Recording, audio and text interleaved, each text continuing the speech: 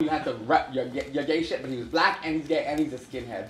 Talking about Jamaican skinheads. The real skinheads were Jamaican. I started in Jamaica and I'm rude boy.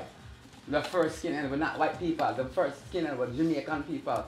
And this was BJ Rose is repping his black gay skinhead shit. BJ, you know BJ. Mm-hmm. Caswell hated BJ for some reason because of Amanda Lepore, and one of his songs, Caswell comes for BJ and says, black kids who wear braces and try to change their races. Not braces on their teeth. Mind you, BJ Rose had braces on their teeth, but Caswell was talking about braces, like skinhead suspenders, right. Trying to change their races. Talking about he's a sellout because he's black and he's a gay and he's a skinhead. Pick what you want. Caswell's coming from my friend BJ, who's not a rapper, who's a sweetheart. You don't even know that skinheads weren't white and they're not racist, they were black. So when I went up to Caswell and I was at Duvet, I went up to Caswell and he said, yo, no, I didn't mean that. I was like, because that's my boy. You know, if you were talking shit about him now, I have to smack you in the face right now. And I forgot who I was with. And Caswell, no, yo, Mecca, I like you a lot, actually. Wait, did Caswell go out like at one point? No, Caswell loved me. Me and Caswell had no problem up until this point until he fucked with. He asked me, Hugo, and Super Rock to be in his video when he was back at chilling in Plaid, right? I was like, Caswell's chill. You're a cool white boy. White boy gay rapper. It's cool for him. But then I said this, so now you diss my friend BJ, and now you're gay, and you're a rapper. And I rap better than you, and I'm gay. But I don't want to be the gay rapper.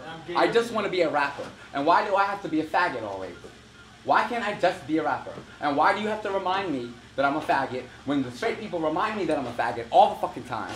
Straight people remind me I'm a faggot. No shit, I'm a faggot. I knew that. Do you have to remind me too, Caswell? Do you have to let everybody know? Can't you just like focus on your lyrics and write something good? And Mickey Blanco, same shit too. And now if you were a little kid, would you like it that there were people that were out and like gave you like an opportunity to see gay people like not as necessarily like a stereotype, but as I was that little kid and I did get that, and I don't know why he didn't. You got that? Yes. That's why I'm sitting right here. Wait, what was your question? How many gay people in my life that I grew up in New York City. New York City was gay everywhere. Yeah, I grew up in Cleveland. Okay, I grew up in New York City. We came into, I lived in Queens. It was a little kiki in Queens just to keep it DL in Queens. But when you came into the city, when I got off that motherfucking train in platform shoes and band-aids and under, I was clubbing Miss MECCA. Miss MECCA was born. I was gay and I didn't know nobody. I didn't even walk that shit back to Queens. And I got my ass That's not completely true. It is true. That's how I got my ass beat in Queens. But you still felt like that wasn't something you could be totally open about, at least with your family, right? That was my own. The thing was, I could have been actually when I started. You didn't feel like at the time, but you didn't feel like you could. I wasn't sure, but I was sure, more sure than a lot of people. That's a big deal. I mean, it's like that affects you because it's like you're saying that you feel like if they knew this, that it would lessen you somehow. Yes. And that means you feel like somehow inside yes. less than. Yes. Right. But what Caswell does is he perpetuates this like, I'm gay. I like boys. Like the shirts off. Like the Puerto Rican boys. I made a song called Rice and Beans, and I'm white. And like, look, it's sexy. We're just sex symbols. We're just here for AIDS. We're just, He's making up for what he's missing in some departments. But what he's doing is like, let's get AIDS, everybody. Let's be gay. Let's fuck. Look how cool it is to be gay. Let's wear the hat. Let's look like straight guys and be gay. Yo, what's up? Yo, he's a clown. But you know who's gay and a rapper and me? And if you heard anything I said in any one of my raps, it's not a, clean the shit off my dick before I stick it in the next guy. It's not obvious. I suck dick. I'm a faggot. If you listen to me, I'm gay. Cage loves me. I'm in love with Cage. He can't touch me on my Facebook shit. On Twitter even, he's like, because it's a little, what he's going for, it's a little too rough, but he ain't never read me. And he'll read a nigga in 2 seconds, Cage. He gives me life. I'm repping my shit without being a faggot. And I'm never gonna get signed by a label, a Kanye West, because what they want is, they want me to be the nigga, the new nigga. Gay's the new nigga, for the nigga. If we're in hip hop, gay's the new nigga. So I gotta go dance for whitey again. I gotta go pretend to be gay. No, I'm gonna do what I'm gonna do and do what Cage did. Cage did it. Cage went and made his records. Cage went and pressed his records for his damn money. He sold dust. And sold it and went to Fat Beats and pressed his records his damn self, and Cage, this little white boy named Marshall Mathers from Detroit heard Cage.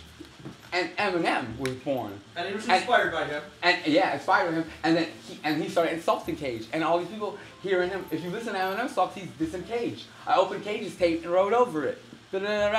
Who's Cage? Nobody knows who Cage is because Cage is local. He's New York City. Record's a record, hand to hand. I'm just rapping for me.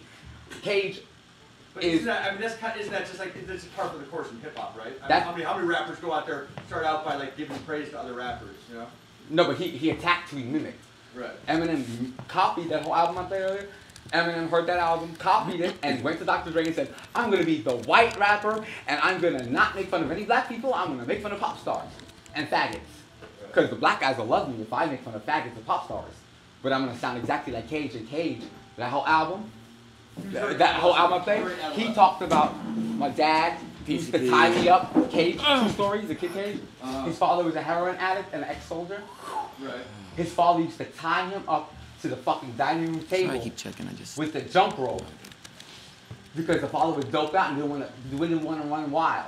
Then he would have Cage. He would have to take his pet snake, his rubber snake, use it as a tourniquet and tie him off and help him fall time. His father shot his mother in the face. Cage went to Stony Lodge. Oh, what? Stony Lodge Mental Institution. Oh, yeah. Schizophrenic. They put him on house. All this other medication and drugs. The institution, he never once said faggot. He never once talked shit about nobody being a nigger, nobody. He was the crazy white boy rapper who rapped about, yo, my dad made me shoot him up. My dad shot my mom in his face. I'm on drugs, I smoke dust. Like, rapping crazy white boy rapper. Eminem threw the, let me insult people in it. Cage never dissed nobody until he dissed Eminem. Did you diss Eminem then? He destroyed Eminem. On the New York City level, on the NYU radio, Stretch Up Papito. That's New York City hip hop radio was Stretch Up Papito, Stretch On 89.9. Destroyed him. Who kept Eminem come to town? Eminem would never come. And then when Eminem would come, when Cage was out doing a tour or something, and would never meet. Eminem would never come to him and never battle him because Eminem knew what it was. Eminem's laughing all the way to the bank. That's why he got cancer. Cage also went and fucked his wife to be funny. You what? Cage was the one that went and fucked Eminem's wife just to be funny. He did fuck his wife? Yeah, just to piss him off. I love Cage. And then Cage ran and said, fuck this. I'm not, he said, he's y'all rapping like a nigga go front. He goes, yo, I'm not black. I'm a white boy. He got up, moved to California, stopped rapping like, yo, zup, and started rapping like this with lyrics and started pronouncing his words and said, I'm not black. I try to be black because I was raised around black people and I admire them. But I'm a white boy.